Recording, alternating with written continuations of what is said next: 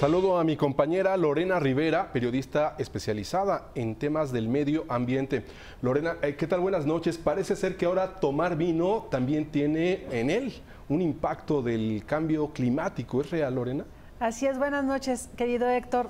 Pues fíjate que sí, el cambio climático cada vez afecta a más cultivos, de los cuales nosotros obtenemos diversos productos. En este caso, de la vid, de la uva, el vino. Entonces, el cambio climático sí está afectando la producción vitivinícola y lo más interesante es que tanto la industria como la ciencia están trabajando en conjunto para saber de qué manera, determinar de qué manera la elevación de la temperatura va a afectar, por un lado, las propiedades organolépticas del fruto y también el buque ya convertido, obviamente, en vino.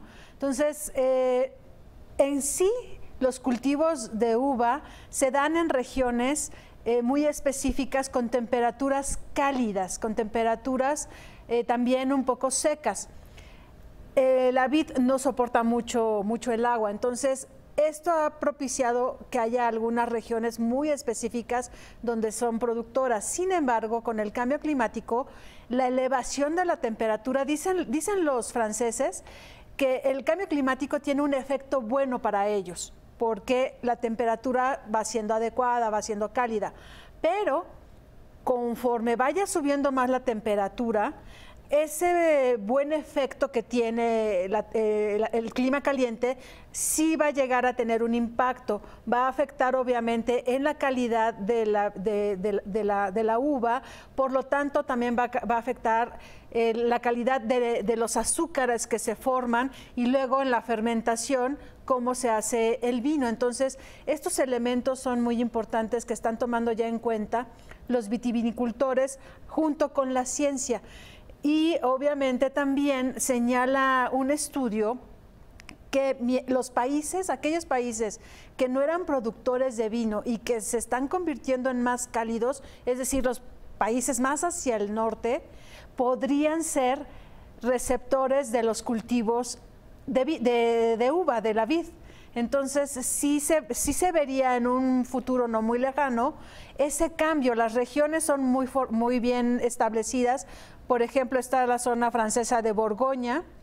Tenemos también en Italia una zona también muy productiva en cuanto a vinos. En nuestro país también tenemos zonas muy específicas y que sobre todo son de temperaturas muy cálidas. Tenemos vino en Coahuila, tenemos vino en Baja California, en Sonora, en Querétaro, y estas zonas, estas regiones vitivinícolas en nuestro país también se verán afectadas conforme vaya subiendo el nivel de la temperatura.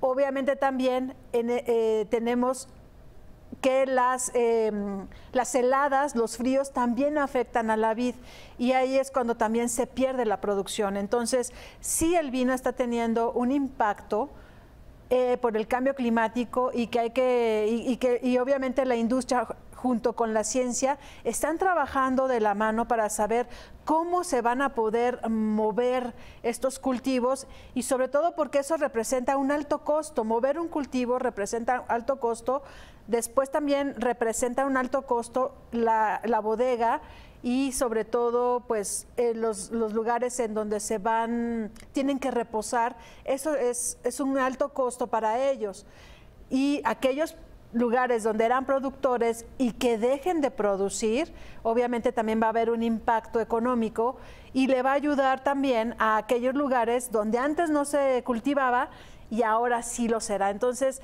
sí, el cambio climático está moviendo muchísimo los tiempos también. Un reciente estudio que salió en la revista European Geoscience Union habla que la temporada en la que se cosecha la vid era en septiembre y ahora ya se está retrasando algunos días. Entonces son elementos muy importantes que están tomando para ver cómo van a estar funcionando más adelante. Un tema interesante y de cómo el cambio climático pues afecta en este caso a la vid, a la planta, a la uva, al vino propiamente, a la industria, pero también a las especies, porque yo me atrevo a pensar, Lorena, corrígeme si estoy equivocado, que también otras especies vegetales, animales, se afectan gravemente y esto apenas comienza. Así es. Ahí tenemos también el efecto en otro líquido que nos gusta mucho, que es la cerveza, la levadura con la que se realiza, la cebada, perdón, con la que se realiza la cerveza, también está siendo afectada por el cambio climático y en sí muchos alimentos, incluido también la ganadería. Un tema sin duda para reflexionar. Lorena Rivera, muchas gracias. Gracias, Héctor. Buenas noches. Buenas noches.